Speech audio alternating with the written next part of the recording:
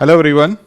So in this constantly evolving world of information technology, we are witnessing a major rise in the number of cyber attacks. Today we are going to discuss a common but serious type of cyber attack, phishing. I, Hemant Dusaane, will be taking you through. Social engineering is a manipulation technique that exploit human error to gain private information and access to sensitive data or any kind of valuable. In cybercrime, these human hacking scam tends to lure unsuspecting users into exploiting or exposing their data, spreading malware infection or viruses, or giving access to restricted system. Attacks can happen online, in person, or via any kind of interaction. Generally, social engineering attackers have one of two common goals. Number one, sabotage, disrupting or corrupting data to cause harm or inconvenience to you. Second, theft or obtaining valuable like information, access to data or money. So let's see what is in detail.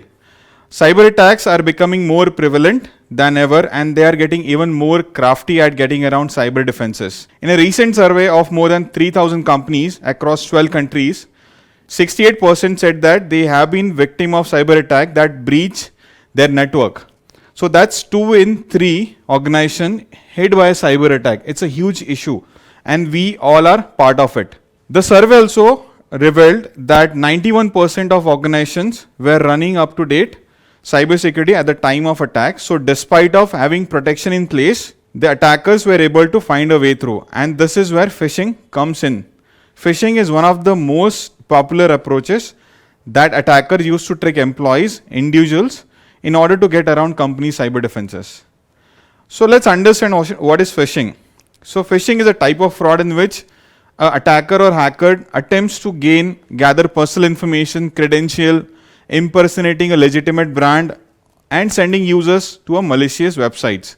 A common example of this is that every day we use our corporate emails either through Office 365, which is from Microsoft, or through Google, which is the official Gmail services. In this scenario, what the attacker does it, he sends an email that appears coming from the service provider like Microsoft or Google, asking user to log into your corporate account.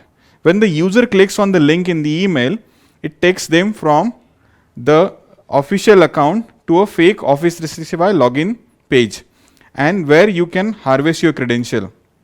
So in the current slide, what we are looking at is, if you look at any company or industry, you will see that there are various departments which are targeted by the cyber attackers. The most common department targeted is accounting and finance.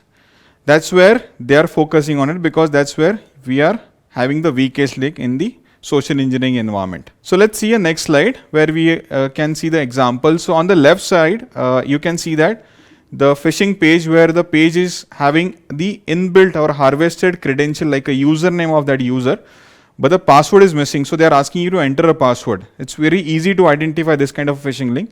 Versus on the right side, it's a legitimate link where you can identify it's from Microsoft. You have to enter all the credentials, as well as when you go to next screen, maybe you have to enter OTP or any kind of password. So now a question for you. What does these 3 brands have in common? Apple, Amazon and Microsoft. These all 3 are big brands in the market, correct? But they are 3 most spoofed brands used in phishing attacks. Their global coverage and high brand recognition make them ideal target for cyber criminals in their phishing attacks. So let's understand in the next slide about various types of phishing. First is email phishing, which everyone is aware about it. Email phishing is basically the attacker will register a fake domain and that will impersonate or mimic a genuine organization and send thousands of generic email, which we receive every day. We won a lottery. We have to reset our credential on banking account. This is a common type of phishing attack. Spear phishing. Spear phishing is more sophisticated phishing that includes customized information that makes the attacker seem like a legitimate source.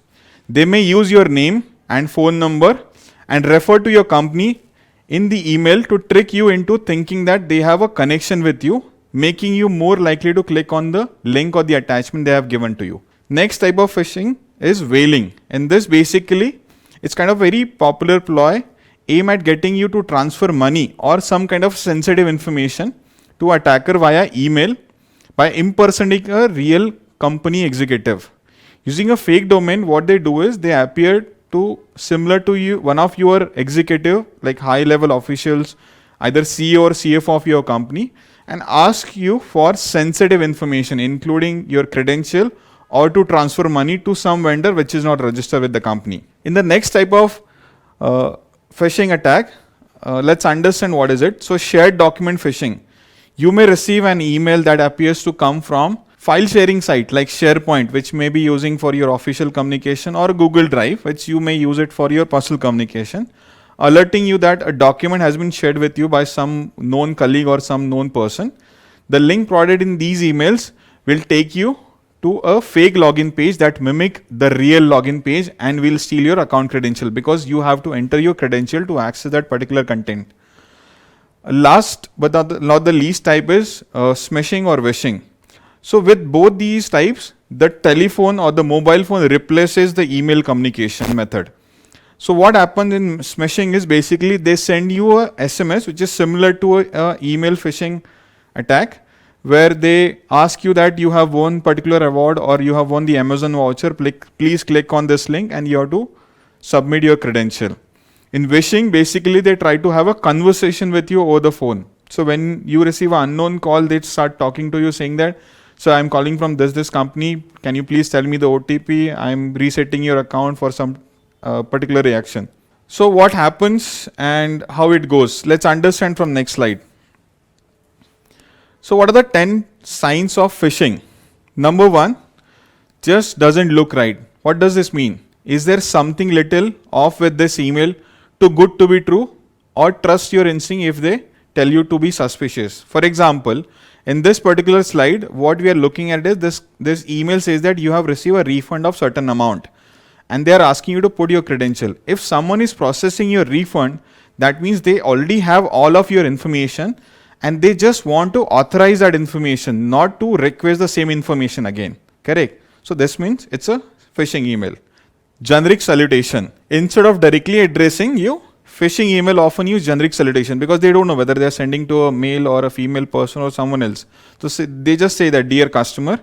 Using impersonal salutation saves the cyber criminals time so that they can maximize their number of potential victims. Correct? So try to identify, if you get a generic email by a known company or somewhere you have already registered, that will identify whether it's a phishing email or a genuine email. Okay. The third type is, or third sign is about understanding what kind of spoof emails we have. Official looking sites asking to enter sensitive data. These spoof sites are often very convincing, so before revealing personal information or confidential information, examine the site and make sure these are real. For example, you may receive an email from Amazon or Netflix that your account is going to get expired or the membership is going to get expired. That means you have to enter certain information, credit card data or personal information. But before clicking on that particular link you receive on mail or SMS, please identify whether it's a genuine link with a domain name of Netflix or Amazon, or it's a fake domain they have created just to take out your credential. So next sign of phishing, number 4, is unexpected email, specific information about you. What it talks about, information like job title, previous employment or personal interest can be gleaned from your social networking sites such as LinkedIn. Most of the time what we do is we put our status saying that I am working with XYZ company in a finance department, and the attacker basically try to identify that who is a CFO of your company and try to impersonate that person and send an email to you saying that I will be catching a flight in some time. Can you please transfer XYZ amount to a vendor? I cannot authorize in next 10 hours, so you have my full authorization.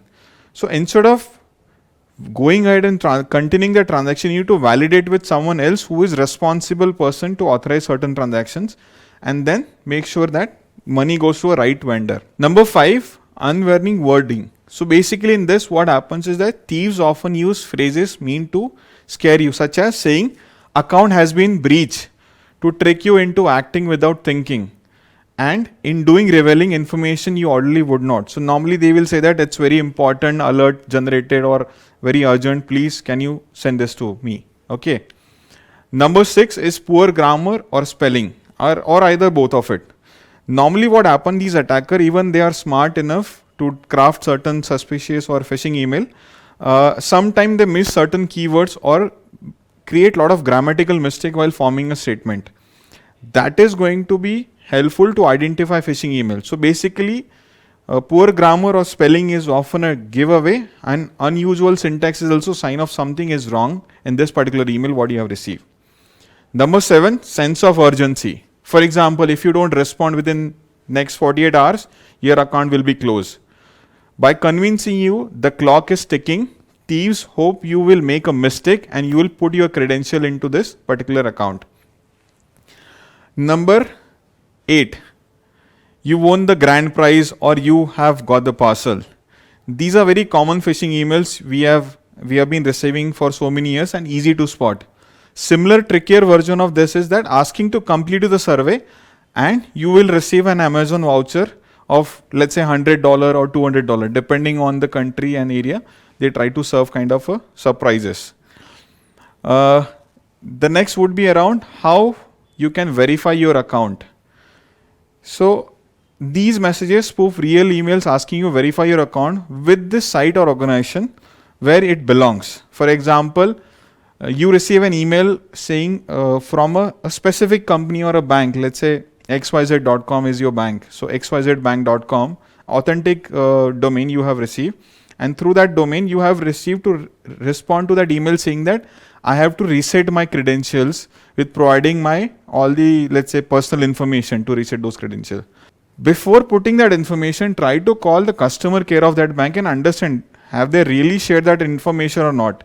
That is going to help you to identify the particular scam. The last one is cyber squatting.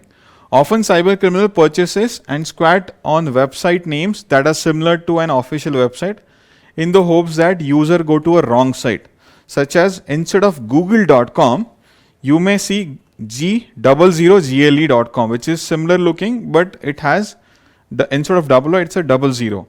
So always take a moment to check out the URL before entering any kind of information, whether it's your personal or your corporate, any kind of information.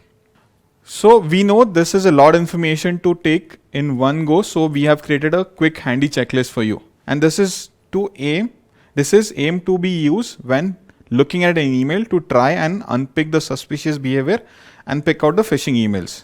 So number 1, promises.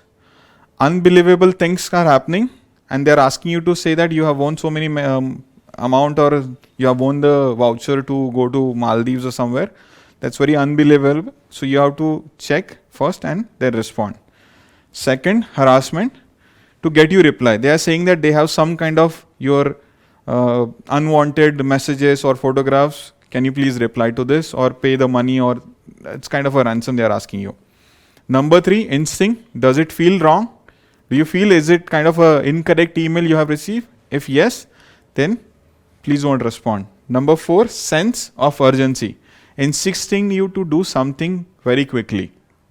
That respond to this email quickly, otherwise your account is locked. So in all these scenarios, what you have to do? The last one, you have to hit delete. If in doubt, please report such kind of emails to your IT team so that they will respond to it properly. If you are not clear about it, please hit delete to make everyone else in the company aware about what kind of phishing emails you have been receiving in the company. That's all about the topic. Thank you.